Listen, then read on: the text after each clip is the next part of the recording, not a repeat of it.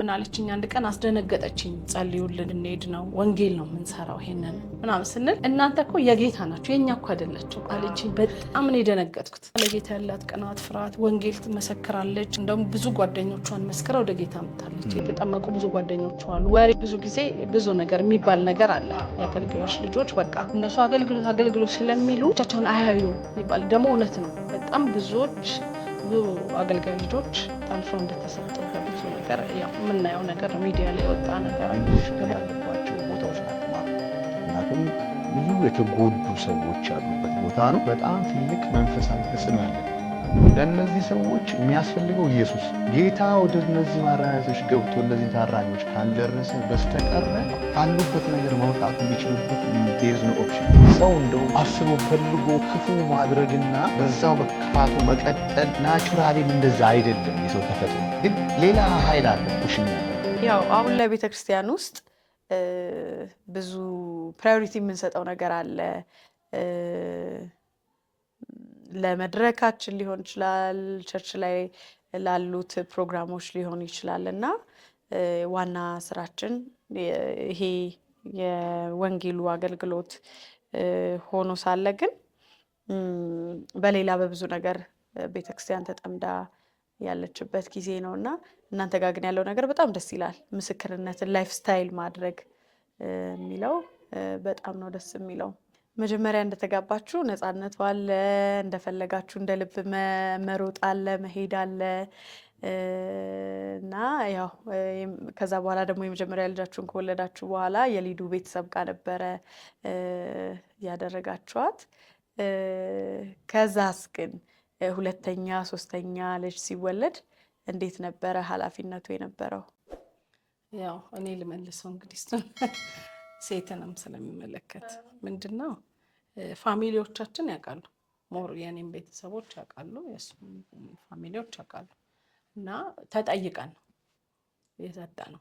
ለምን እናንተ ስለምትሮጡ ሯጮች ስለሆናችሁ እኔ አምነውበት እኔ ከአራት ወንድ መካከል አንድ ሴት ነኝ እና አንድ ሴት መጀመሪያ ልጄ ሴት ስለሆነች በቃ በጣም ደስተኞች ናቸው እነሱም።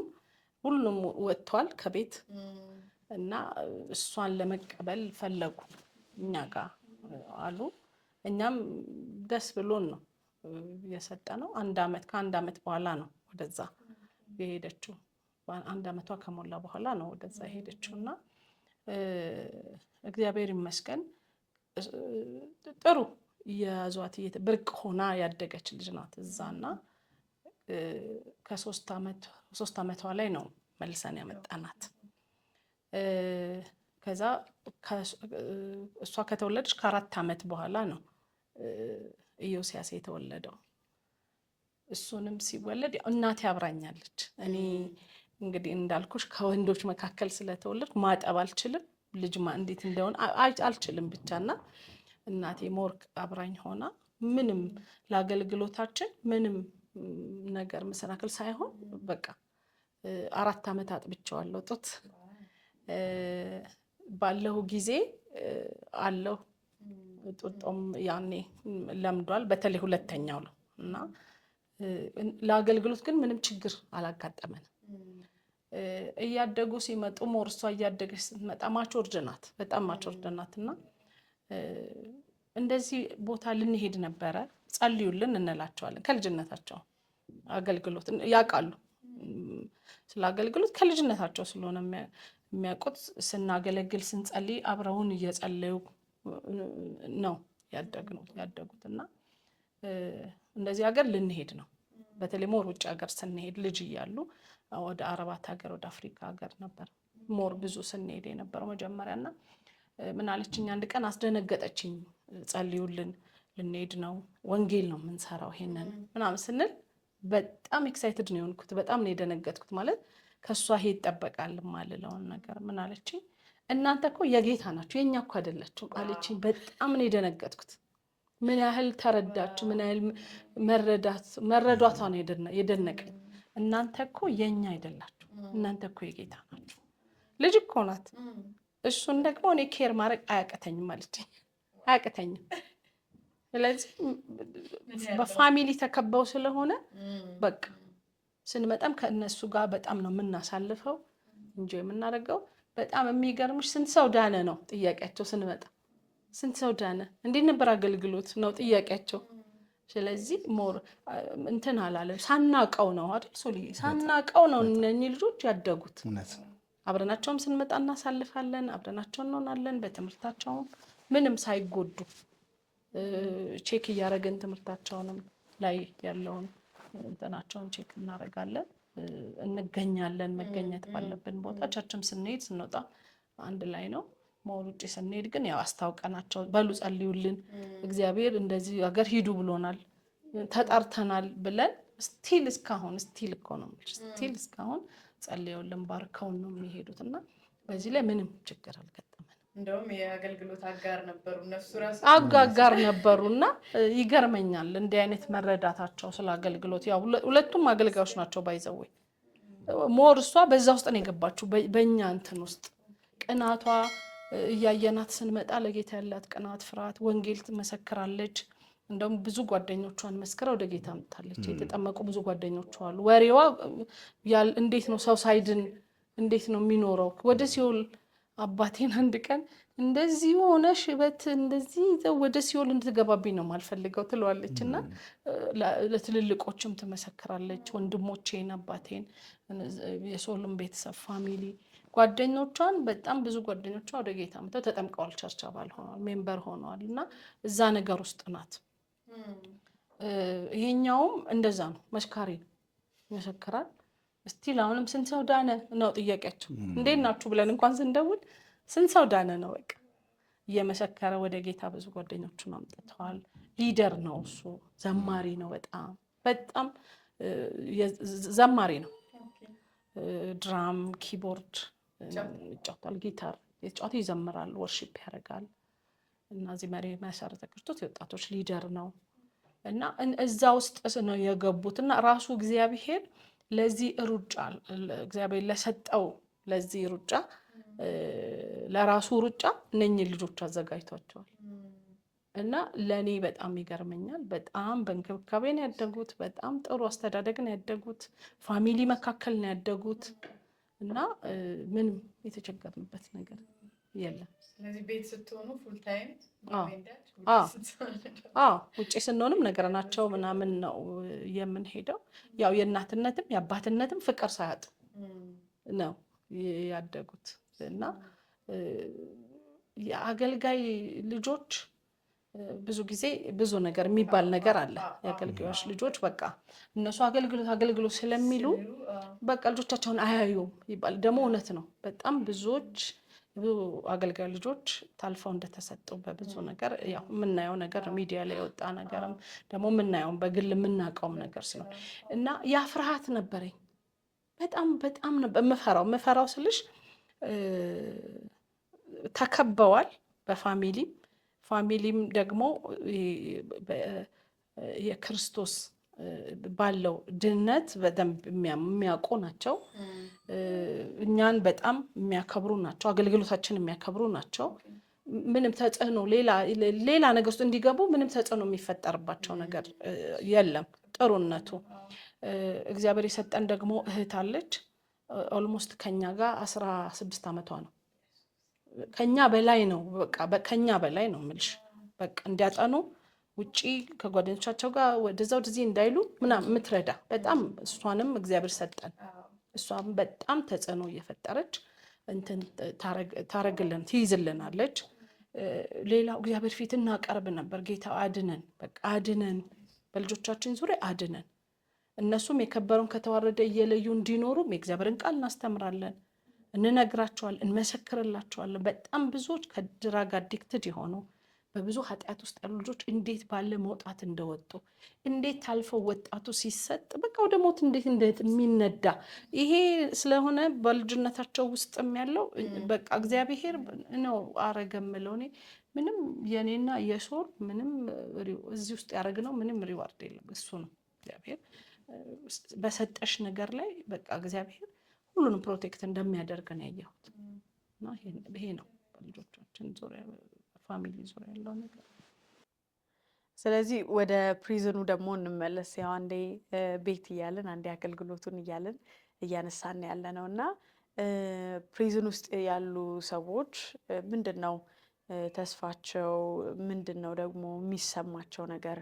በጣም ልባቸው እንደሚያዝን አስባለሁ። እኔ በቅርቡ አንድ ወዳጄ በስራ ምክንያት ታስሮ ልጠይቀው ሄድኩኝና በጣም ከባድ ነው። በቃ ፍተሻው ራሱ በጣም ከባድ ነው። ወደ ውስጥ ለመግባት ያለው ነገር በቃ እምባይ እስኪመጣ ድረስ እንደምንም ጥርሴን ነክሼ ታግሼ ነው ወደ ፍተሻውን ተፈትሼ ያለፍኩት የነበረው እና የምድር ውስጥ ስገባም በጣም ነው ያዘንኩት በቃ እና በእርግጥ እሱን ሳገኘው እግዚአብሔር 2 ሰዎችን ሰጥቶት ጌታን ተቀብለው ወንጌል መስክሮላቸው ጌታን ተቀብለው ስለነበር በዛ ልቡ ተጽናንቶ ነበረ እና ይሄ ልቡ ድቅ ብሎ አላገኘሁትም። በእርግጥ ግን በቃ ልክ ሳያቸው በጣም ነው የሚያሳዝኑት። አንደኛው ደግሞ የሚጠይቀው ሰው የለም እና በቃ እሱ ሲጠራ አብሮት መቶ አይነት ነገር ነው። በቃ እስኪ አየር ልቀበል ውጭውን ሊየው ምናምን አይነት ነገር ብሎ ነው የመጣውና በቃ በጣም አሳዘነኝ። በጣም ነው ልቤ ያዘነው የነበረውና እዛ ያሉ ሰዎች እንዴት ነው ልባቸው በቃ የተሰበረባቸው ያዘኑ ሰዎች የሆኑትና ደግሞም እዛ ያሉት ልጆችስ ምንድን ነው ተስፋቸው? የትምህርት ሁኔታ አለ ወይ? እዛ ያሉት ህፃናት ምንድን ነው ተስፋቸው? እኛ የምናገለግለው አገልግሎት የልጆች አገልግሎት አለ።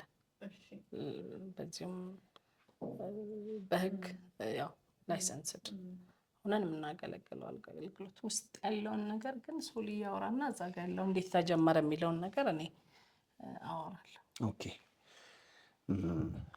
ስለዚህ እግዚአብሔር ይህንን ሚሽን ከሰጠን በኋላ አብያተ ክርስቲያናትን በወንጌል እያነቃን አደራቸውን እያስታወስን ደግሞ ማስታወስ ብቻ አይደለም እየወጣን አብረን ወንጌል እየሰራን ያው ወንጌል ፕራክቲካል የሆነ ነገር ስለሆነ የቀጠልን ማረሚያ ቤት ላይ ያለውን አገልግሎት በዚህ ሁኔታ እንግዲህ አብረን አያይዘን መቀጠል ጀመርን ማለት ነው። እንግዲህ በምናገለግልባቸው ቦታዎች ሁሉ ያሉ ታራሚዎችን ስንመለከት ሪሊ በጣም በቃ የኢትዮጵያ ማረሚያ ቤቶች ብዙ ክፍተት፣ ብዙ ችግር ያለባቸው ቦታዎች ናቸው። ታራሚዎች በብዙ ችግር ላይ ያሉ ናቸው። በብዙ ችግር ላይ ኢኮኖሚካሊ ስፒሪቹዋሊ ማለት ነው እና በጣም ትልቅ የኑሮ ችግር ያለባቸው ቦታዎች ናቸው ማረሚያ ቤቶች ሪሊ። ምክንያቱም ብዙ የተጎዱ ሰዎች ያሉበት ቦታ ነው።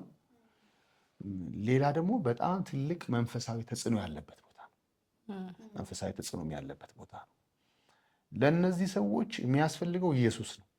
ሌላ ማንም የሚገርመው ጌታ ወደ እነዚህ ማረሚያ ቤቶች ገብቶ እነዚህን ታራሚዎች ካልደረሰ በስተቀረ ካሉበት ነገር መውጣት የሚችሉበት there is no option። አሁን ማረሚያ ቤት ሰዎች ሲገቡ ይታረማሉ ተብሎ ነው እንግዲህ ቃል በቃል ማረሚያ ቤት ነው የሚል። ድሮ እስር ቤት ይባል ነበር፣ ወህኒ እስር ቤት። አሁን ግን ማረሚያ ቤት ነው የሚባለው። ሊታረሙ ሊታነጹ ነው የሚገቡት። ግን እኛ ከብዙ ልምድ እንዳየ ነው አብዛኛው ሰው ማረሚያ ቤት ገብቶ ይታረማል የሚለው ነገር ለእኛ ትንሽ ተመናምኖብናል። ምክንያቱም ሰው እንደውም አስቦበት ፈልጎ ክፉ ማድረግና በዛው በክፋቱ መቀጠል የሚል ናቹራሊም እንደዛ አይደለም የሰው ተፈጥሮ። ግን ሌላ ኃይል አለ ፑሽ የሚያደርገው በቃ ያለበት የኑሮ ሁኔታ ተጽዕኖ፣ የተለያዩ ነገሮች ብቻ አለበት እና እንዲህ አይነት ክፋትን የሚያደርጉ የተለያዩ ወንጀሎችን የሚሰሩ ሰዎች ቀረብ ብለን ብንጠይቃቸው እኔ እኮ አልፈልገውም ይላል። እንዲህ ማድረጉን እኮ አልፈልግም ግን በቃ ብለው ይላሉ። ስለዚህ ኢኮኖሚካሊም ስፒሪቹዋሊም ትልቅ ተጽዕኖ ያለበት ቦታ ነው። ለነዚህ ቦታዎች ጌታ ከሌለ እኛ መንፈሳዊ ሰዎች የምንረዳው ነገር አለ። ምንድን ነው? አንዱ አንዱን እንደውም ስሎ ለምሳሌ እዛ ቦታ የተወሰነ ዓመት ላይ ሲቆዩ የአንደኛውን ተንኮል አንዱ ተምሮ የአንደኛውን ተንኮል አንዱ ተምሮ ተሳስለው ሲወጡ ሌላ ሻርፕ እንትኖች ሌላ በጣም በቃ በደንብ ክህሎት ጨምረው አይነት የሚወጡ እኔ ሰምቻለሁ። ለምሳሌ ከማረሚያ ቤት ወጥቶ በማግስቱ የገባ በማግስቱ ማለት ነው። እና አንድ ሰው ማረሚያ ቤት ገብቶ ታርሞ ይወጣል የሚለው ነገር እንግዲህ ሙሉ 100% መደምደም ባይቻልም ግን ብዙ ላይሆን ይችላል ብዬ ነው ማስበው። ግን ታዲያ እንዴት ነው የሚታረሙት? አሁንም የማረሚያው ትክክለኛው መንገድ ደግሞ እዚህ ጋር የምናየው ነገር አለ። ምክንያቱም ህይወታቸው ሙሉ ለሙሉ ግልብጥ ብሎ ሌላ ሰው የሚሆኑበት ሁኔታ ደግሞ በብዙ ስላየን ማለት ነው። ወንጀለኞች፣ ነፍሰ ገዳዮች፣ ሌቦች በብዙ ወንጀል ውስጥ ያሉ ለቤተሰብ ያስቸገሩ፣ ለአካባቢ ያስቸገሩ፣ ለከተማና ለሀገር ያስቸገሩ የነበሩ በጣም ጃይንት የሆኑ ሰዎች ገብተው ጌታ ኢየሱስ አግኝቷቸው ሌላ ሰው ሆነው ያ ከባድ ማንነታቸው በሰይጣን ላይ ሆኖ ለመልካም ነገር ደግሞ ከባድ ሆነው ሲወጡ በብዙ አይተናል። ስለዚህ the only solution ማረሚያ ቤትን ትክክለኛ መታረሚያ እንዲሆን፣ ትክክለኛ መታነጫ እንዲሆን፣ እነዚህ ታራሚዎች እግዚአብሔርን ወደ መፍራት እንዲመጡ፣ የሞተላቸውን ክርስቶስ ጋር እንዲተዋወቁ፣ ወደ ጌታ እንዲመጡ የሚደረገላቸው ኢንቪቴሽን ሪል ህይወታቸውን ይለውጣል። መንግስትንም ያሳርፋል፣ ከማረሚያ ቤቱንም ያሳርፋል። አንድ ማረሚያ ቤት እዚህ ቦታ ላይ ባልልሽ ከአስተዳደሩ ጋር ስናወራ እነዚያም ሰዎች ክርስቶስን የሚያምኑ ሰዎች አይደሉም። በቃ ወታደራዊ ነገሮች ናቸው በብዛት እና ስናወራቸው ሰምተውን ልክ ነው እነዚህ ሰዎች እናንተ እንትን የምትሉት ነገር ገብቶናል። እነዚህ ሰዎች እውነት መለወጥ የሚችሉት እንደ ወደ እግዚአብሔር ሲመለሱ ነው። ስለዚህ ብለው ብዙ ነበር፣ ወደ 3-4 አካባቢ ነበር። ሁላችንም አንፈቅድም፣ ግን አንድ ሰው ብቻ እንፈቅድላቸዋለን ብለው አንድ ሰው ተፈቅዶ እኔ ነኝ የተፈቀደልኝ ገብቼ እዛ ውስጥ 4 ሰዎች ጌታን ተቀብለው በቃ የወጣሁበት ሁኔታ ትዝ ይለኛል። እና ማረሚያ ቤት በእንዲህ አይነት ተጽዕኖ ውስጥ ያለ ቦታ ስለሆነ ሶሉሽን ሆኖ ሊሆን የሚችለው ጌታ ኢየሱስ ነው። ስለዚህ በፍጥነት ልንሄድባቸው የሚገቡ ቦታዎች ናቸው። ባዶች ስለማይኬድ እኛ ብዙ ጊዜ ብዙ ቻሌንጆች አሳልፈናል። ስፔሻሊ ያለፉትን 11 ዓመት በእውነት ልባችን ራሳችን አቬለብል አድርገናል ለእግዚአብሔር ስራ። ልባችን መሄድ ይፈልጋል። እግዚአብሔር በሩን ከፍቶልናል። እንዳልኩሽ ከ50 በላይ ማረሚያ ቤቶች ላይ ሄደናል። ከሰሜን ጀምሮ ማለት ነው፣ ደቡብ፣ ምስራቅ፣ ምዕራብ ብዙ ሄደናል። በእንደዚህ አይነት ሁኔታ እየተጓዝን ስንሄድ ግን ባዶች ስለማይኬድ ኤቭሪ ኒድ ስላለው አንዳንዴ እንደውም ሪስክ የሆኑ መንገዶች ሁሉ ምንሄድባቸው መንገዶች አሉ። በጣም እግዚአብሔር ከብዙ ነገር ያስመለጠን መንገዶች ማለት ነው። በእውነት እግዚአብሔር ከሞት ያስመለጠን፣ ከትልቅ አክሲደንቶች ያስመለጠን አደገኛ መንገዶችን የሄድንባቸው መንገዶች አሉ እንዲህ ብለን የምናወራቸው እና እግዚአብሔር ግን ፕሮቴክት እያደረገን፣ ምክንያቱም ረጃጅም መንገዶች እንሄዳለን። 600 ኪሎ ሜትር 800 ኪሎ ሜትር ሁሉ የሄድንባቸው ጊዜዎች አሉ። ማረሚያ ቤቶች በጣም የተመቻቹ መንገድ ዳር ያሉ መሀል ከተማ ምናምን ብቻ አይደሉም። ያለ ሪሞት ነገር ውስጥ የሚገባባቸው ሁኔታዎች አሉ እና አስቸጋሪ የሚባሉ መንገዶች የሚሄድባቸዋል እና ስንሄድ እቃዎቻችንን በተለያዩ ትራንስፖርት ላይ ጭነን ሄደን ማውረድ ማውጣት ምናምን በጣም ብዙ ያሳለፍናቸው ነገሮች አሉ። ይልቅ እኛን ከብዙ አክሲደንት እግዚአብሔር ከሞት ያዳንን ተደጋጋሚ ነገሮች ሪሊ አሉ እና አዎ ሜንሽን ማድረግ ይቻላል። በቃ እሺ እንዲህ ቦታዎችን ሜንሽን ማድረግ እንደው ባያስፈልግም እግዚአብሔር ከብዙ ሞት ታድጎናል፣ ከብዙ ሞት አድኖናል። እኔ አሁን እንደው በጣም ስፔሲፊክ ከስንት ጊዜ ማለት ነው ኦልሞስት 3-4 ጊዜ እግዚአብሔር ከሞት አድኖናል። በእውነት ከሞት አድኖናል ማለት ከአክሲደንት አድኖናል እግዚአብሔር። የምንሄድባቸው መንገዶች ማለት ነው። በጣም ሩቅ መንገዶችን ሄደናል። በነዛ ቦታዎች ላይ በምንሄድበት ጊዜ የሚያጋጥሙን መሰናክሎች አሉ። ኢቭል ብዙ ሊነጠቅ ያለውን ነገር ስለሚያውቅ ሲመጣ እናያለን። በቅርብ ጊዜ እንኳን በቃ እንደ ሌሊት ላይ ስንወጣ እግዚአብሔር እንዴት እንዳተረፈን በጣም መኪና እየሄድን ሳለን በጣም መጥፎ አመጣጥ መጥቶ ጌታ እንዴት እንደተከላከለልን ስናስብ በጣም ይገርመኛል። እንደዚሁም ሩቅ መንገድ ላይ ሄደን እንደዚሁ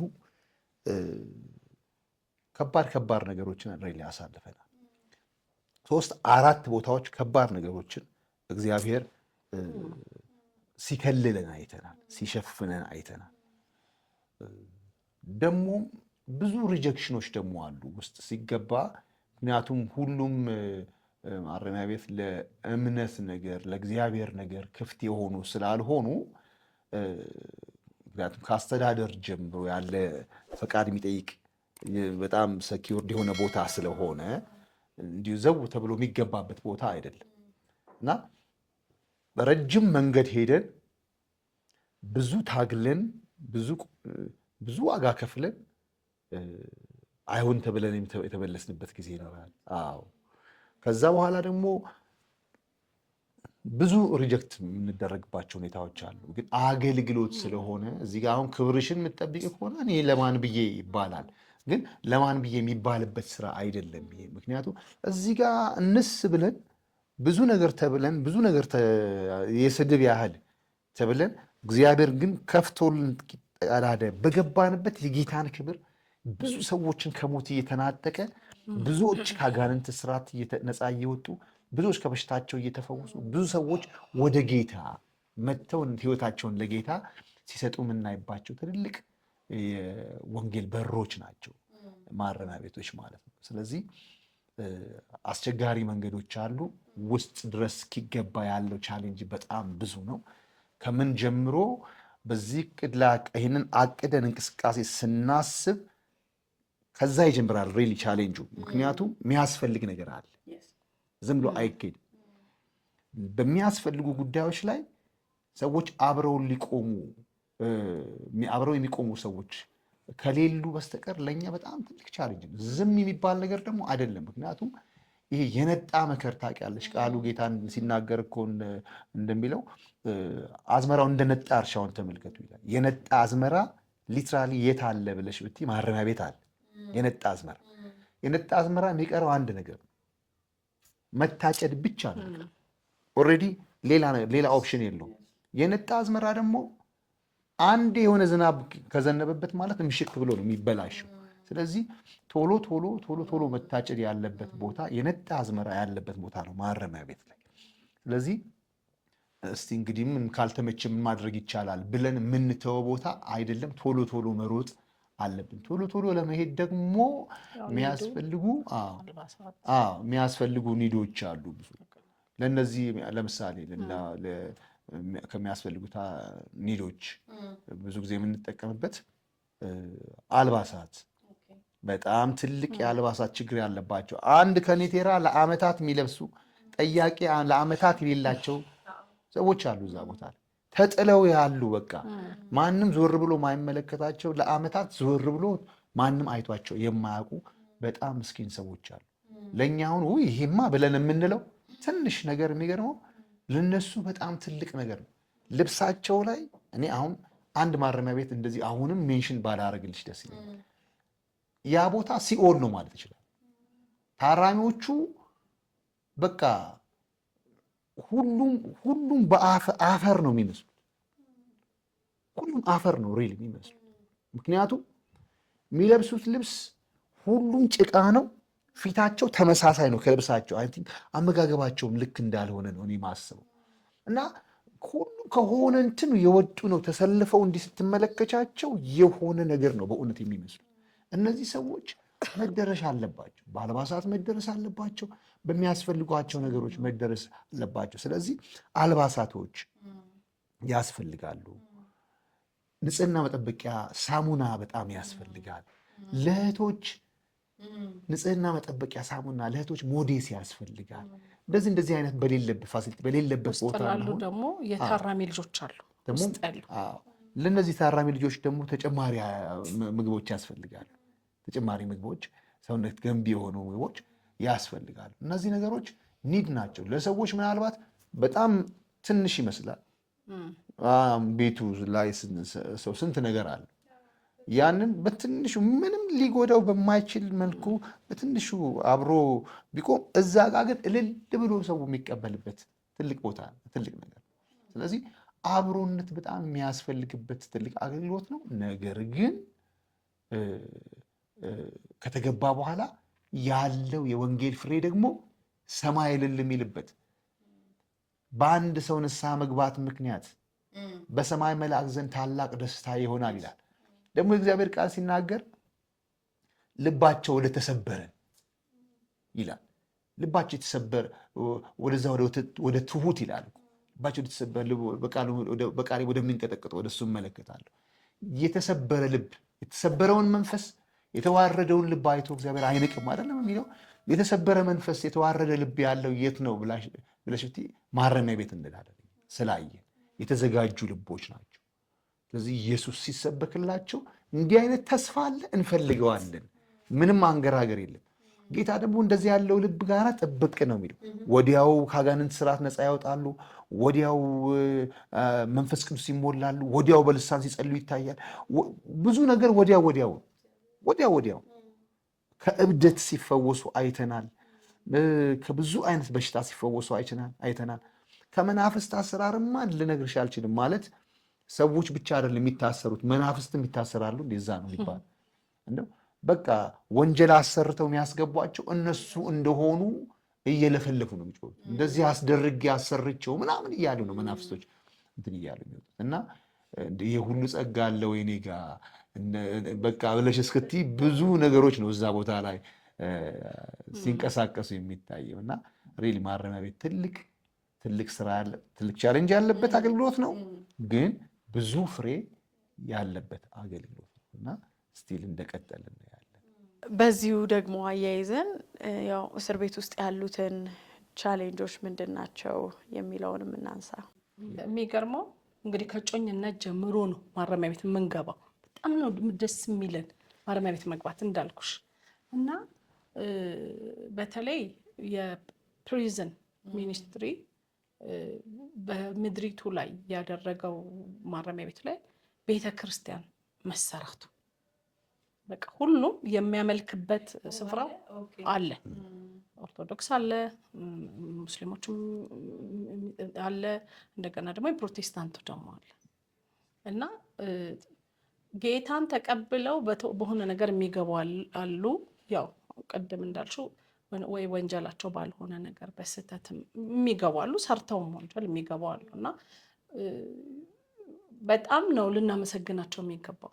እና ፓስተር ዳንኤል ገብረስላሴን ፕሪዝን ሚኒስትሪ ይህንን አድርጓል። ለአመታት አለ ቸርች። በዚህ አጋጣሚም ኢንስፔክተሮችን እንደገና ደግሞ ፖሊሶችንም በጣም ልናመሰግናቸው ይገባል። መተባበራቸው ማለት ነው። በጣም እግዚአብሔር ይባረክ። ቀላል አይደለም። ሌላው በተለይ ከሲኦል ስለሆነ የምትነጥቂው ያለው ውጊያ አይደለም። እንደ ሴትም በጣም ብዙ ቻሌንጅ ደርሶብኛል። እኔ ሶልዬም ሁለታችን እንደገለጸው ቅድም በአደጋም በተለያየ ምድሩም ላይ ስንገባ እንዳትሄጂ ነው የሚፈልገው። ለምን? ከሲኦል ነው የሚያመልጡት። ምንም ችግር የለበትም እኮ መኪና አይነካም፣ ቤትሽን አይነካም። አንድ ነፍስ ሲድን ነው በቃ ከግዛቱ አንድ ነፍስ ዳነ ማለት በጣም ነጠቅሹ ማለት ቀላል አይደለም። እና የአየሩ አለቃ ገዢ ሲንቀሳቀስ ታያለሽ። ለዚህ ነው ኃይለኛውን ሳታስር ወደ ኃይለኛው ቤት ገብተህ መበዝበዝ አትችልም ነው እኮ የሚለው የእግዚአብሔር ቃል። ኃይለኛ አለ በኃይል መንገድሽ ላይ፣ በኃይል ጤና ላይ፣ በኃይል የሆነ ነገር ላይ በቃ ይወጣል። እኛ ደግሞ ሀሳቡን አንስተውም፣ ሁሌ ሀሳቡን አንስተውም መተነው። ለምን? በተሰጠን የልጅነት ስልጣን አስረ ነው ለወንጌል በወጣንበት ሶል እያልገለጸው ዩክሬን ላይ ታስረን እናውቃለን። ዩክሬን ላይ ከጣሊያን ወደ ትራንዚት አድርገን አንድ እኔ በቃ ወንጌል ሲባል ስፒሪት ያለባቸው ሰዎች ሲቆጡ አይቻቃል። ኤግዚት መታብን ስንገባ ኤግዚት መመታት የለበትም እና ተቆጣ ሲያይን እየተነጫነጨ ምናምን ፓስፖርታችንን ምንጭቅጭቅ እያደረገን ነው። ማድረግ የሌለበትን ነገር አድርጎ ያው ዩክሬን ላይ ግዴታ ኤግዚት ተመቷል።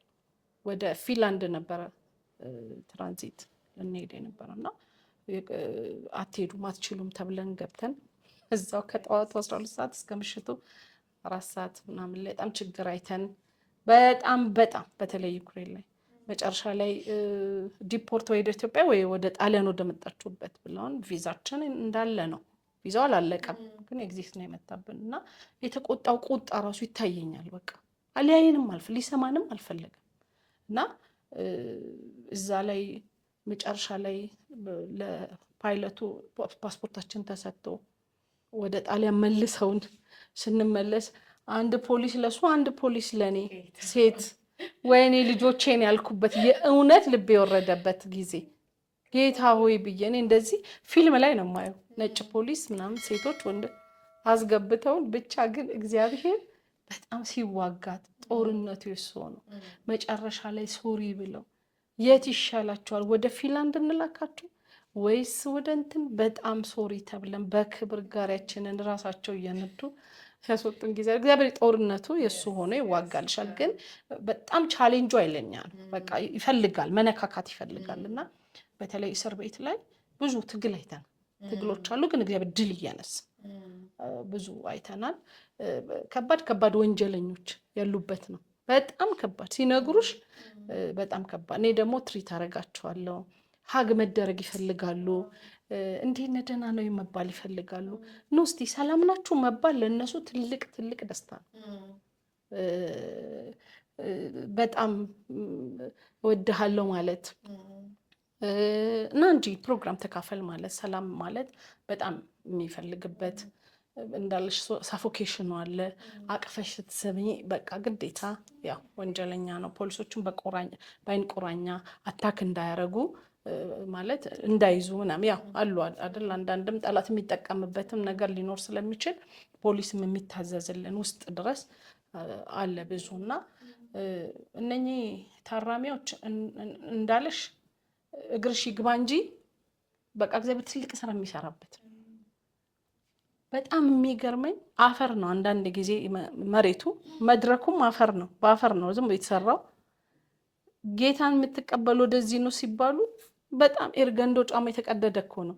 መድረኳ እንዴት እንደሚፈሯት እዛች ላይ ያችን ጫማው ልቀው ነው መድረክ ላይ የሚንበረከኩት መጣው እና በቃ በጣም ታልቅሻለሽ። እንደዚህ አይነት ነገር ያማል በጣም ነው የተበላሸው። በቃ እያለቀስኩ እና እንዴት እንደሚፈሩት ያችን መድረክ ያየነው ነገር እና እንዳልሽ ነፃ ይወጣሉ፣ ብዙዎች ወደ ጌታ ይመጣሉ ነው እያልን።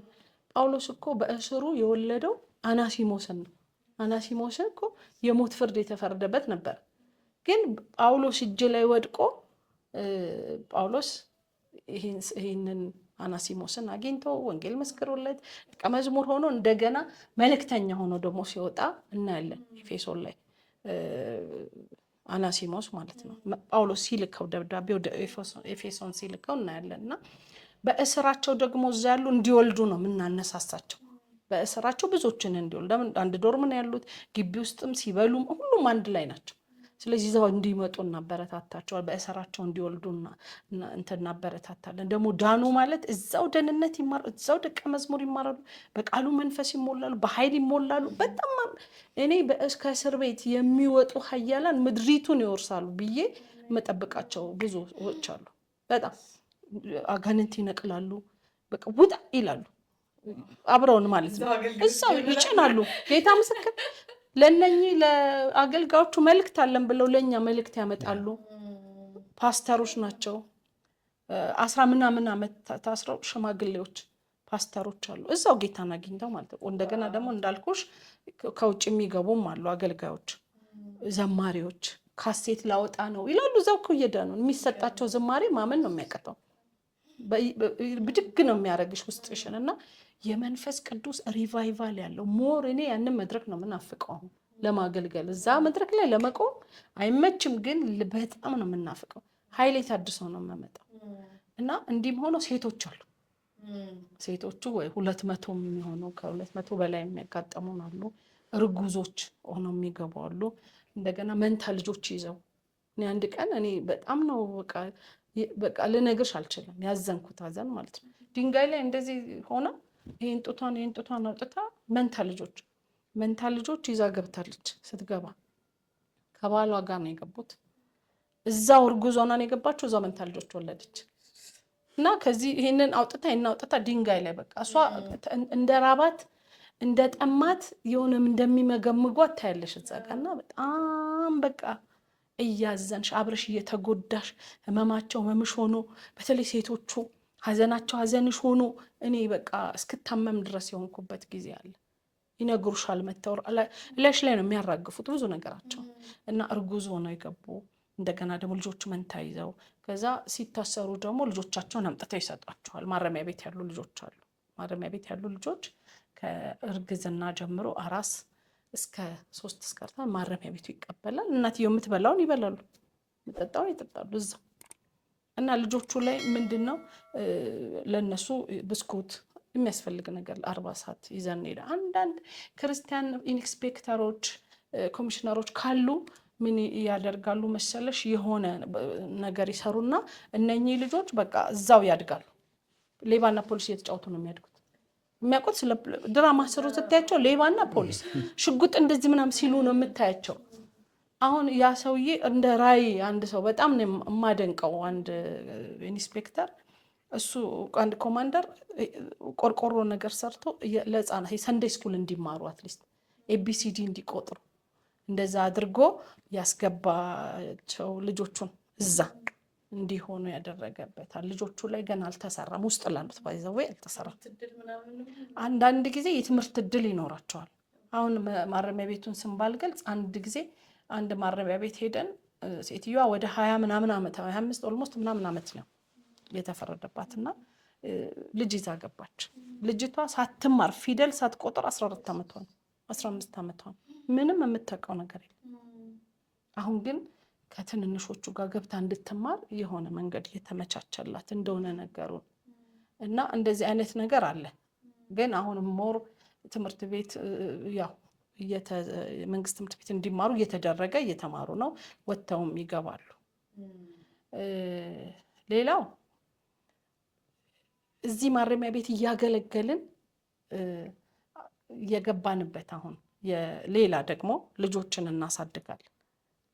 እናሳድጋለን ማለት የኤልሮኢ የታራሚ ቤተሰቦች መርጃ ድርጅት የሚባል 6 ዓመቱ ነው። ላይሰንስድ ነው። እነኚህ ደግሞ ውጭ ያሉ ልጆችን አባት እናት ገሎ የገባ ሊሆን ይችላል። ሁለቱም ገብተው ሊሆን ይችላል። ወይ ደግሞ እናት ሞታ አባት እንደዚህ ያሉ ልጆች ውጭ ያሉ መንግስት አሁን እስከ ተወሰነ እድሜ ነው ውስጥ የሚቀበለው። ውጭ ግን አንዱ ታራሚ 5 ልጅ ሊኖረው ይችላል፣ 3 ልጅ ሊኖረው ይችላል።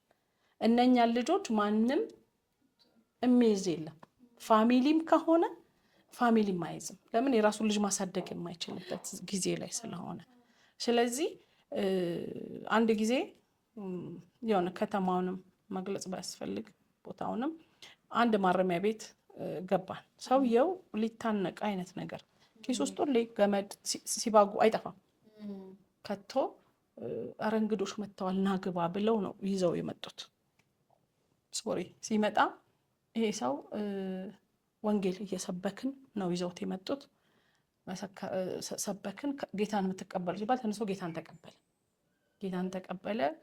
ደህንነት ተማረ፣ ተጠመቀ። ደቀ መዝሙር ሲማር እኛ ፎሎ አፕ እናደርጋቸዋለን፣ እንሄዳለን። ስንሄድ 3 እና 4 ሉክ ገጽ ጽፎ ሰጠኝ። ምንድን ነው ስለው ተንበርክኮ እያለቀሰ ማለት ነው። እኔ ራሴን ላጠፋ ነበር። ሊያጠፋ ምንድን ነበር የነገረን እሱ ነው። እንግዶች መጥተዋል ሲባል ገባው እና ጌታን ተቀበልኩ። እናንተ ከመጣችሁ ኢየሱስን ከሰጣችሁኝ ጊዜ ጀምሮ በቃ ተፈውሻለሁ፣ ድኛለሁ። እንደ ካንሰር ነበር የልጆቼ ነገር አጥንቴ ውስጥ። ለዚህ ነው ይሄን እያሰብኩ ነው ልታነቅ ልሞት የምፈልግ የነበረው። ስለዚህ ኢየሱስን ይዛችሁልኝ ከመጣችሁ ይሄን ጌታ ካወቅኩበት ጊዜ ጀምሮ የሰላም እንቅልፍ ተኛለሁ፣ መጽሐፍ ቅዱስ አነባለሁ፣ ጸልያለሁ፣ ዘምራለሁ። ግን ውጪ ያሉ ልጆች አሉ። ሚስቴን እኔ ነኝ የገደልኳት ልጆቼ ፊት። ስለዚህ እነኝ ልጆች መቼም ከኔ ጋር ምንም ህብረት አይኖራቸው ወደፊት። ስለዚህ በቃ እንደዛ አድርጌ ሄጄ ለመንግስት ሰጥቻለሁ። ከዛ በኋላ ይሄ እስር ላይ ነው። እነኚህ ልጆች በምድር የሰጧቸውን በሰማይ ይቀበላቸዋል። አንደኛ እኛ ቮለንተርሊ የምናገለግል አገልጋዮች ነን። ማንም የሚረዳን የሌለ ሳፖርት የሚያደርገን የሌለ መኖሪያችን የዘላለም አምላክ የሆነልን ሰዎች ነን። ደነገጥኩ። በጣም ደነገጥን። ልባችን ተጎዳ። በቃ የእውነት እንትኑን ይዘነው ወጣን። ሸክሙ የዛን ሰውዬ አባባል ሸክሙን ይዘነው ወጣና መጸለይ አልቻልኩም። እኔ በተለይ ስጸልይ እሱ ይመጣብኛል፣ ልጆቹ ይመጡብኛል። በቃ ሸክም ሆነብንና እንዳልኩሽ የኛ ቤት ጸሎት አለ ብዬ ያልኩሽ ለቲሙ ለብረቱ ነገር ናቸው። ከዛ እየጸለይን ጌታ አንድ ቃል ሰጠን። አጋር እኔ እንዲህ ያልኩት ጌታን እንግዲህ ለምንድን ነው ይሄን ነገር ወደኛ የምታመጣው? ለምን ሀብታሞች ጋር አትሄድም? ብር ያላቸው ጋር ልጆች ማሳደግ የሚፈልጉ እኮ ብዙዎች አሉ እኮ። እውነቴን ነው። እና ለምን እነሱ ጋር አትሄድም? እኔና ሶል ምን እናርግህ ብየዋለሁ አንድ ቀን። እኛ በቃን። ለምን ሸክሙ ሁሉ እኛ ላይ ስለሆነ እያመመኝ መጣሁ እኔ በተለይ። እና ምንድን ነው ይሄ ነገር? ለምንድን ነው የምታመጣው? አእምሮዬን ይዟል፣ ልቤን ይዟል። መጸለይ አልችልም። እነሱን ነው የማስበው። ስጸልይ ለእነሱ ነው የምጸልየው። ሌሎች ሰዎች ላይ ሸክሙን ለምን አሰጥም ስለው አንድ ቃል ሰጠን ጌታ። ምንድን ነው? አጋር ከአብርሃም ቤት ስትወጣ አስይዟት ነው የወጣችው። በቁማዳዋ ውሃ እንደዚህ አስይዟት እና ልጇን ይዛ እስማኤልን የወጣችው። ስትወጣ ውሃው አለቀባት። ያው ስንቁ አለቀ። መንገድ ስለሆነ ሩቅ እየሄደች ያለችው እና ከዛ ልጁ ለሞት ተቀረበ። ልጄ ሲሞት አላየውም ብላ የቀስት መወርወሪያ ያህል ጥላው ሲሞት አላየውም ብላ ከርቀት ትጠባበቀዋለች። የሕፃኑ ልጅ ለቅሶና ጩኸት ወደ እግዚአብሔር ደረሰ፣ ቃሉ እንደሚለን ከሆነና ከዛ እግዚአብሔር መልአኩን ልኮ እንደዚህ ነው ያላት። እኔ በህይወቴ እንደ ተረድቼውም አላውቀውም ቃል ነው የሰጠን። አጋሮይ ለምን ታለቅሻለሽ? እግዚአብሔር ባለበት ቦታ የሕፃኑን ልጅ ጩኸት ሰምቷል። አይገርም? ባለበት ቦታ የሰማው ለካ የሕፃኑን ልጅ ጩኸት ነው። የኪዳን ልጅ ነው ልጁ። ጩኸቱን ሰማ እግዚአብሔር። አሁን እንደዚህ ትላላችሁ እናንተ በእነኚህ ልጆች ጫካ ውስጥ ሜዳ ላይ የተበተኑ ብዙ ህፃናት ጩኸታቸው ወደ እኔ ደረሳል አለ። እንባቸው ወደ እኔ ደረሰ። ልጆች አሉኝ። ስለዚህ ተነሱ እነሱን ሰብስቡ። እንኳን ነኝ አይደለም ብዙ ህፃናትን ሰበስባላችኋል። እንግዲህ ራሱን አምኖ የሚናገር ስለሆነ እኔ ራሴ ልክ አይቼ ነው ያወራሁት። ለምን ሌላ ጋር አትሄድም ብሎ ያልኩት እና በእውነት ራሱን አምኖ ስለሚናገር ገና ብዙዎች አሉ። ምን እነኚህ 3 ልጆች ናቸው። ምንድን ነው እነኚህን ገና አሉ ሜዳ ላይ ተበተኑ ጫካ ውስጥ ያሉ ማንም ያላያቸው በየሜዳው የወደቁ ህፃናት አሉ። ጩኸታቸው እኔ የእነሱ ጩኸት ወደ እኔ ደርሰዋል።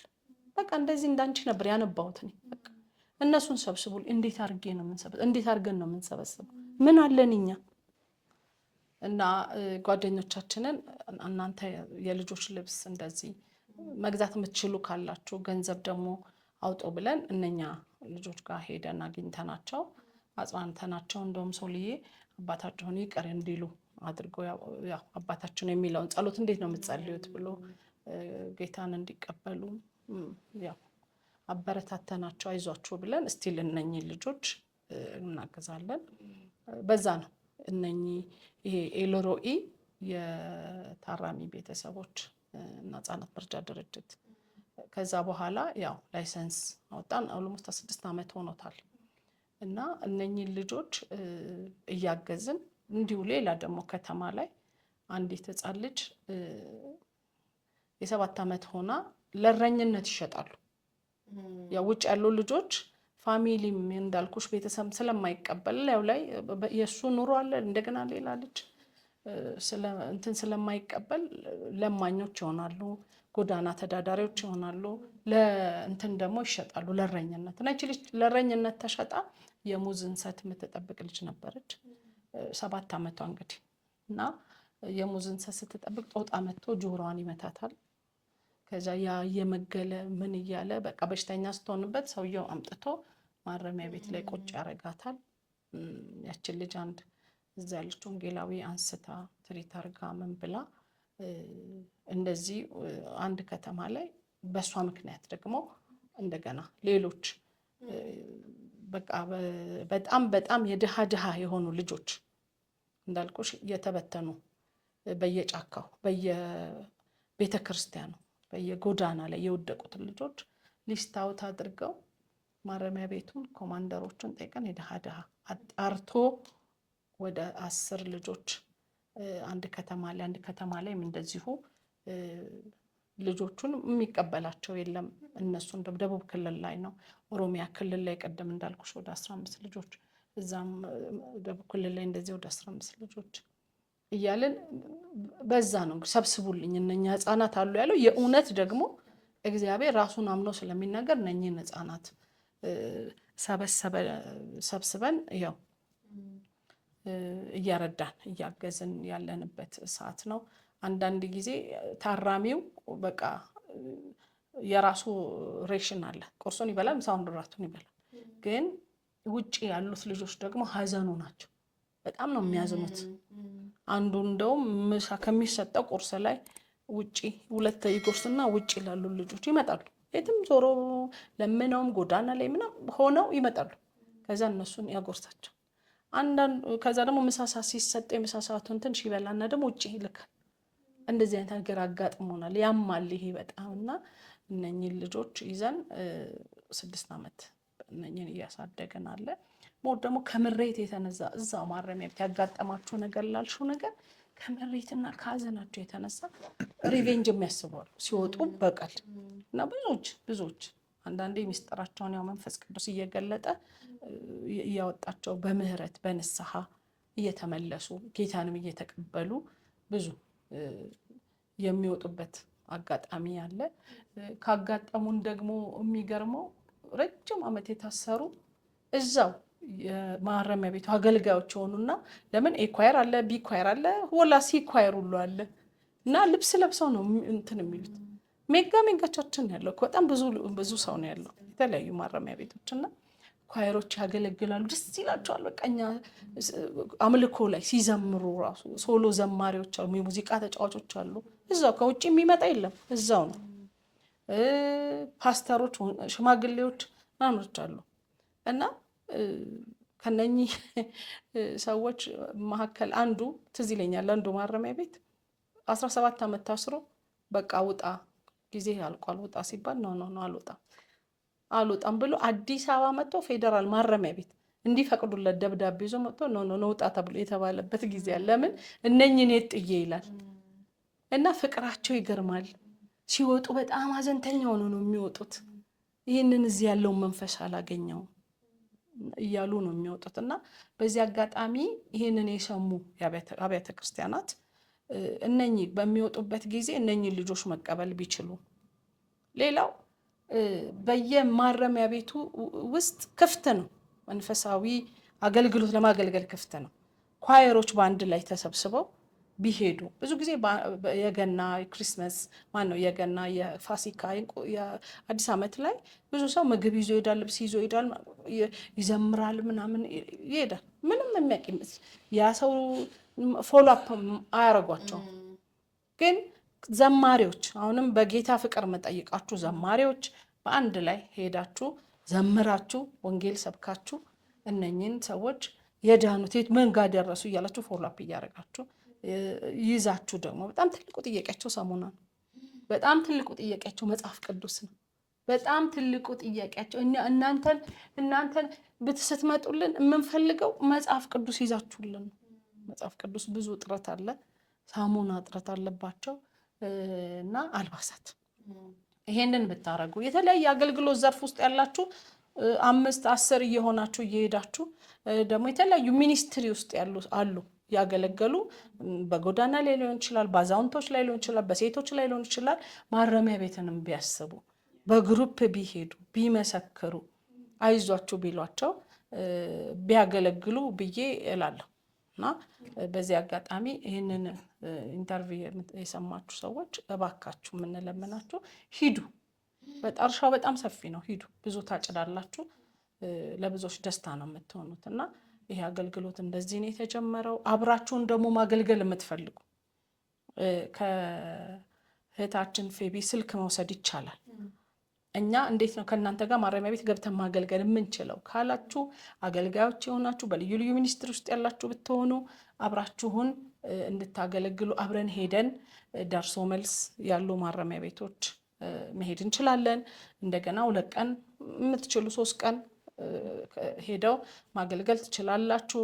እንዳልነው ያገለገሉ አልባሳት፣ ሞዴስ፣ እንደገና ሳሙና ለህፃናት፣ ብስኩቶች አስፈላጊ ከሆነ ደግሞ ከዛም በላይ ማድረግ የሚቻልበት ነገር ካለ ማድረግ ይቻላል እና ልታገኙን ትችላላችሁ። ከኛ ጋር አብራችሁ መሄድ ትችላላችሁ። ትልቅ ፍሬ የምታገኙበት፣ ትልቅ ባርኮት፣ ትልቅ ደስታ የምትሞሉበት ነው።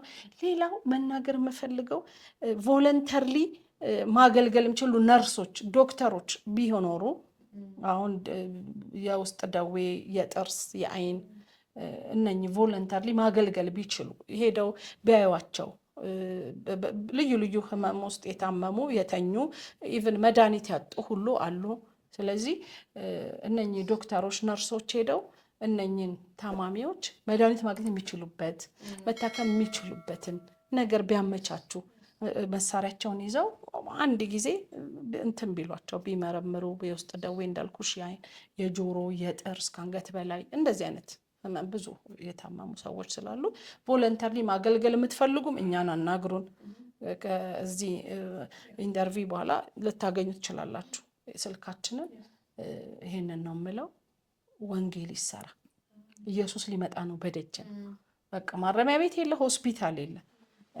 ከዚህ በፊትም የአእምሮ ህሙማን ሄደን በጣም ብዙዎች ጌታን ተቀብለው ብዙዎች ተፈውሰዋል። በተለይ አማኑኤል ያለ እዛ ሄደን ብዙ ሰዎችን በጣም መሰራት ይቻላል። በቃ ለምን የተሰጠን የልጅነት ስልጣን ነው። ባብና ጊንጦን ተረግጦ በጠላት አይደለ ስልጣንን ሰጥቻቸዋለሁ። በቃ ስልጣን ተሰጥቶን ኃይል የለውም። እጃችንን ጭነን ብንጸልይ ይፈወሳል። አጋንንትን በስሙ ብናዘው ይወጣል። ብዙ ፕሮሰስ ሊሆኑ ደግሞ አጋንንት ነው ያዛቸው፣ አእምሯቸውን የያዘውና ሆስፒታልን ብንሄድ ጎዳና ላይ ያሉት ማረሚያ ቤት ያሉት ደግሞ ሞር እነሱን ብናስብ እላለሁ። ለህፃናቱም ውስጥ ላሉት ደግሞ የትምህርት መሳሪያ፣ ደብተር፣ ቦርሳ፣ የተለያዩ ነገሮች እስራስ፣ እስክሪብቶ እንደዚህ መርዳት የሚችሉም ደግሞ ማገዝ በቃ ሊያገኙን ይችላሉ። እኛን እና ኒዱ በጣም ሰፋ ያለ ነው፣ ብዙ ነው እላለሁ። በዚህ በታራሚ ልጆች ዙሪያ ላይ በተለይ ህፃናቶቹ ላይ ያለው አገልግሎት ማለት ነው። እነዚህ የታራሚ ልጆች አለጥፋታቸው የሚቀጡ ናቸው። ለምሳሌ እንግዲህ ማረሚያ ቤት ላይ በጥፋታቸውም አለጥፋታቸውም የሚገቡ ታራሚዎች እንዳሉ ብዙ አይተናል፣ በተለያየ አይነት መንገድ ማለት ነው። ነገር ግን ውጭ ያሉ አሁን መንግስት ምንም ቢሆን እንደው ከፋም ለማም ይመች ባይመችም የሆነች ነገር ያገኛሉ። እዛ ታራሚዎች ቁርስ፣ ምሳ፣ እራታቸውን ሊያገኙ ይችላሉ፣ ቢመችም ባይመችም ማለት ነው። ሲታመሙ ጥሩ ሕክምና አገኙ አላገኙ ብቻ መንግስት ሊያሳክማቸው ይችላል። ውጭ ላይ ያሉ ህፃናቶች ግን ማንም የላቸውም፣ በቃ ማንም የላቸውም። አንዳንድ ኤክሰፕሽናል እናት ሞታ አባት እስር ላይ የሚሆንበት ጊዜ አለ፣ ወይ አባት ሞቶ እናት እስር ላይ የምትሆንበት ጊዜ አለ፣ ወይ ሌላ ጊዜ ደግሞ አባትም እናትም እስር ላይ የሚሆኑበት ጊዜ አለ። በዚህ ሰዓት ኬር የሚያደርጋቸው ሰው የሌላቸው ህፃናቶች በአንድ ቀን ነገሮች ሁሉ ግልብጥ ሊሉባቸው ይችላል። ለምሳሌ ዛሬ የሆነ አንድ ችግር ቢፈጠርና እናት ብትሞት አባት እስር ቤት ቢገባ እንዲህ አይነት አጋጣሚዎች ብዙ ስላሉ ማለት ነው። በቃ አባትየው እናትየውን ገደለ፣ ከዛ በኋላ ደግሞ አባትየው ገባ፣ እናትየው ሞተች። ልጆቹ በአንድ ቀን ውስጥ ሁሉ ነገር ዝግት ነው ለነሱ የሚል እና ሰው እንኳን አይደለም ብዙ ሰው የራሱንም ኑሮ መኖር የሚቸገርበት ጊዜ ነው። እንኳን ሌላ ሰውን ለመሸከም አትሊስት ባካፕ ያስፈልገዋል። እነዚህ ህፃናቶች ኢትዮጵያውያን ናቸው። ውስጥ ካሉት ታራሚው እንግዲህ ጉዳት ነው እዛ ማረሚያ ቤት ውስጥ መሆን፣ ግን ከታራሚው ይልቅ ትልቅ ጉዳት ውስጥ ያሉት ልጆቹ ናቸው። ስለዚህ እነዚህን ልጆች ለመርዳት እኛ እንቅስቃሴ ማድረግ ከጀመርን ኦልሞስት ወደ 6 ዓመት ነው ያለ። ብዙ ቻሌንጆች ያለበት አገልግሎት ነው። ብዙ ኒድ ያለበት አገልግሎት ነው። አሁን ሊስታችን ላይ ያሉ በጣም ኦልሞስት ወደ 700 ምናምን የሚሆኑ ታራሚ ልጆች ችግረኛ ታራሚ ልጆች ልስታችን ላይ ያሉ። ከዛ ግን ጨምቀን አውጥተን አሁን በተቻለ በአቅማችን እንኳን ለማገዝ የሞከርናቸው ያሉ በጣም በቃ መርጠን ጨምቆ ወጥቶ ወደ 150 የሚሆኑ ህጻናቶችን እየደረስን እንገኛለን። እሱም በጣም በብዙ ትግል ማለት ነው። እነዚህን ህጻናቶች መድረስ ያስፈልገናል። እነዚህን ልጆች መድረስ ማለት ኢትዮጵያን መድረስ ማለት ነው። ልጆቹ ምንም አላጠፉም። ባይዘው ዝም ካልናቸው ኑሮ ሳይኮሎጂካሊ በጣም ብዙ ጉዳት ስጣላቸው። ሰው ራሱ የገሌ የታሰረው የሆነው የዛ ልጆች ናቸው አይደለም። እነዚህ ነገሮች ሁሉ እነሱ ላይ የሚፈጥረው ነገር ስላለ ነገ ላይ እነሱ ወንጀለኛ ይሆናሉ። ነገ ላይ ጎዳና የሚወጡ እነሱ ናቸው። ለሀገር ሸክም የሚሆኑ እነሱ ናቸው። አትሊስት እንደ መንፈሳዊ ሰው እግዚአብሔር ታስሬ አልጠየቃችሁኝም ብሎ የሚለው እኮ እነሱንም ጭምር ነው። ሁለተኛ ደግሞ እንደ ኢትዮጵያዊ በምድሪቱ ችግር ላይ አንድ ድንጋይ ጠጠር መጣል ነው። በቃ ችግር ላይ አንድ የሚደግፍ ማለት ነው።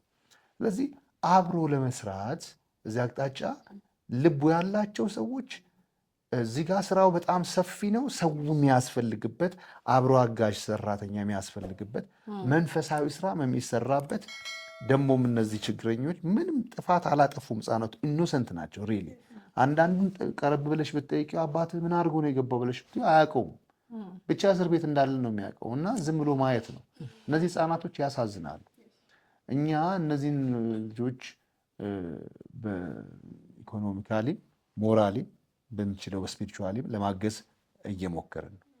ስለዚህ የተዘጋጀ ትልቅ የአገልግሎት በር ነውና ልቡ ያላቸው ያሉ ነገሮች ክሊርሊ አብረን መስራት የምንችልበት ፕላትፎርም የተዘጋጀበት ሁኔታ ነው ያለው እና እኔ በጣም ኢንከሬጅ ልናደርግ እንፈልጋለን። ህጻናቶቹን በጣም በብዙ አቅጣጫ በመንፈሳዊ በኢኮኖሚ በሞራሊ ስፒሪቹዋሊ አብረን ልናግዛቸው እንችላለን፣ ልንደግፋቸው እንችላለን።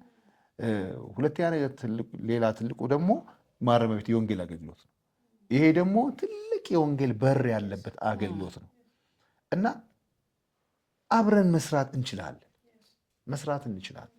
ስለዚህ እዚህ ውስጥ እግዚአብሔር እንግዲህ ለአንዱ ሰው ልቡን የሚያነሳሳ ሊኖር ይችላል። ምክንያቱም ልንሰራ ራሳችንን ሰጥተን በሩ ተከፍቶ መሄድ ስንፈልግ ብዙ የሚታገሉ ነገሮች ስላሉ አብረን መስራት ብንችል አክሊላችን አብረው ነው የሚሆነው ማለት ነው እና በዚህ አቅጣጫ ይሄንን ልናሳስብ እንፈልጋለን። አሁን በዚህ ሰዓት ከረንትሊ 150 የሚሆኑ ታራሚ ልጆች በእጆቻችን ላይ እያገዝናቸው ያለን 150 የሚሆኑ ህጻናቶች አሉ።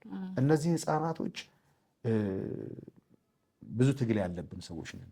እነዚህን ሁሉ መድረስ አስቸጋሪ ስለሆነ ግን በቃ በተቻለን ማድረግ የምንችለውን ነገር እያደረግን ያለ ነው። እዚህ አብረን ብንሰራ ጌታን እናገለግላለን በዚህ ውስጥ ለማለት ነው። ጌታ ይባርካቸው። የተለያየ ተቋማት፣ የተለያየ የሃይማኖት ድርጅቶች፣ የተለያዩ በቃ ሚኒስትሪ ያላቸው በግልም በቃ እንደዚህ አይነት የትኛውም ኢትዮጵያዊ እነኚህን ለማገዝ እምቢ የሚል የለም። የጊዜ ማጣት የመገናኘት አለመገናኘትም ስለሚሆን እንደው እግዚአብሔር በቃ እነኚህን ልጆች ለማሳደግ አሻራ ለመጣል እኔም በቃ የማሳድገው ልጅ አለኝ፣ እኔም የማስተምረው ልጅ አለኝ እንዲሉ ራሳቸው ራሳቸው መጥተው ይህንን ነገር አይተው መርዳት ማገዝ ይችላሉ። እኛ ደግሞ ላይሰንስድ ነን። የሚኒስትሩ አካውንት አለ፣ በዛ አካውንት መላክ ይቻላል። መጥተው ደግሞ እኛን ፊት ለፊት ማናገርም ይቻላል። ቢሮአችን ጃክሮስ ኢቤም 3ኛ ፎቅ ላይ ነን። ቢሮአችንን መምጣት ይችላሉ፣ በግል ማናገር ይችላሉ። እባካችሁን እንላለን። ኢትዮጵያዊ አገርም ውስጥ ያላችሁ ከሀገርም ውጭ ያላችሁ በቃ በጣም ለኢትዮጵያ ለአገራችሁ አንድ የምትሰሩት ስራ እንዲኖራችሁ ነው የምለው።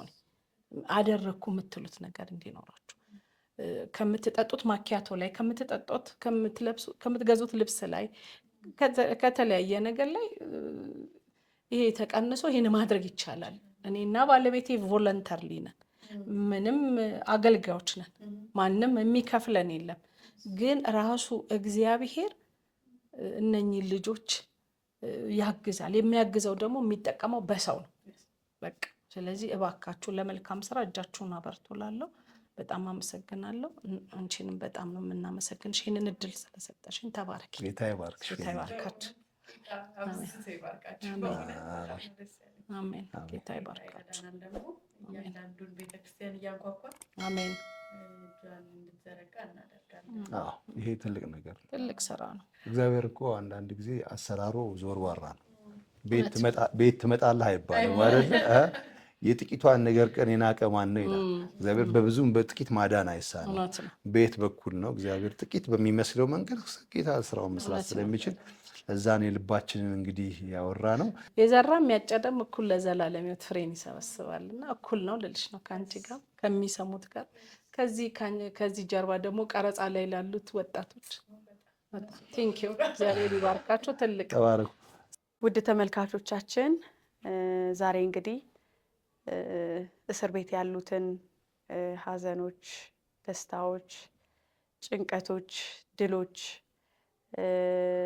ጨለማዎች፣ ደግሞ ተስፋ መቁረጦች፣ ደግሞ ድሎችን፣ ማሸነፎችን፣ የእግዚአብሔር ተአምርን፣ የእግዚአብሔርን አደራረግ፣ የእግዚአብሔርን አሰራር እግዚአብሔር በልጆቹ ተጠቅሞ በእስር ቤት ውስጥ ምን እያደረገ እንዳለ፣ ማረሚያ ቤቶችን እንዴት እየጎበኘ እንዳለ፣ የወንጌል ኃይል የወንጌሉ ቃል በስልጣን እየተሰበከ እግዚአብሔር እንዴት አብሯቸው እንደሚሰራ ብዙ ነገሮችን እንደተማራችሁ በጣም እርግጠኛ ነኝ።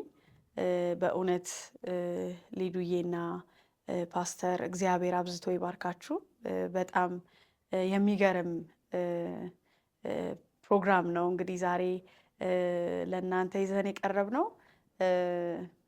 ስለዚህ እኔ ልላችሁ የምፈልገው ነገር እናገልግል። መኸሩ በጣም ነጥቷል። ስለዚህ በዚህ አገልግሎት ላይ ሁላችንም ተሳታፊዎች እንሁን። የእውነት ከልቤ ነው። በጣም በብዙ ሀዘን ውስጥ ሆኜ ነው እየሰማኋቸው የነበረው። እያንዳንዱን ነገር በቃ የምር በቃ ከልቤ ነው እየተካፈልኩኝ የነበረው። ስለዚህ ከልጅ ጀምሮ ይህንን አገልግሎት አብሮ ማገልገል ይቻላል። ቮለንቲር መሆን የምትፈልጉ ሰዎች አብራችኋቸው ማገልገል ትችላላችሁ። ደግሞም በስጦታችሁ አብራችሁ መቆም የምትፈልጉ ሰዎች አብራችሁ መቆም ትችላላችሁ። የምር ነው የምነግራችሁ። ቢያንስ አንድ ሳሙና እንኳን አንድ ሰው መግዛት ይችላል። አንድ ጓደኛዬ እንደዚህ ይላል፣ ለማኪያቶ የምታጠፉትን አንድ ላይ በህብረት ማምጣት እንችላለን ይላል እና ለማኪያቶ ብዙ ነገር እናጠፋለን። ስለዚህ ለማኪያቶ የምናወጣውን ያንን ገንዘብ በቋሚነት በየወሩ ሊሆን ይችላል ያንን ነገር ለዚህ አገልግሎት ብናቀርብ ብናመጣ አንድ ላይ ብንሰበስበው ብዙ ነገር መስራት ይችላል። እነዚህ ሁለት ሰዎች ከ50 በላይ የሚጠጉ ማረሚያ ቤቶችን ባላቸው ጊዜ ባላቸው አቅም እግዚአብሔር በሰጣቸው ጸጋ ሁሉ አገልግለዋል።